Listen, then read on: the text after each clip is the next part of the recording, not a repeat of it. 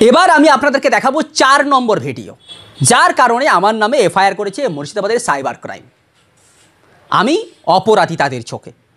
বাংলার মানুষ বিচার করুন এই ভিডিওটা দেখার পর আমি কোন অপরাধীর অপরাধী, বা এই খবরের জন্য সমাজে সম্প্রীতি নষ্ট হতে পারে, দাঙ্গা হতে পারে বা বিশৃঙ্খলা তৈরি হতে পারে এই ভিডিওর কারণে। দেখুন, আপনারাই বিচার করুন। বাংলা জুড়ে ওয়াকফ সংশোধনী আইন 2025 বাতিলের দাবিতে প্রতিবাদের উত্তাপ ক্রমশ বাড়ছে।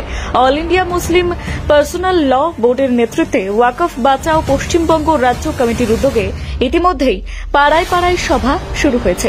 সর্বত্র মহিলাদের স্বতঃস্ফূর্ত উপস্থিতি নজর কাটছে, যা আন্দোলনকে নতুন মাত্রা দিচ্ছে বলেই মনে করছেন উপরমহল। 6 সেপ্টেম্বর 2025 পূর্ব মেদিনীপুর জেলার ঐতিহাসিক নিমতৌড়ি স্মৃতিসৌধে অনুষ্ঠিত হয় এক জনসমুদ্রের সভা থেকে এক বাক্যে দাবি তোলা হয়, ওয়াকফ সংশোধনী আইন 2025 প্রত্যাহার করতে হবে অবিলম্বে।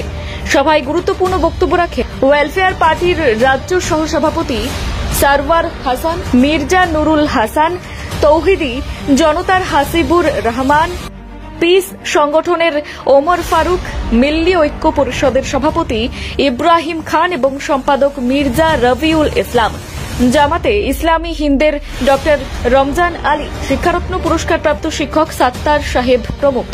বক্তারা এক বাক্যে জানিয়ে দেন, ওয়াকফ সংশোধনী আইন মুসলিম সমাজের অধিকার খর্ব করছে।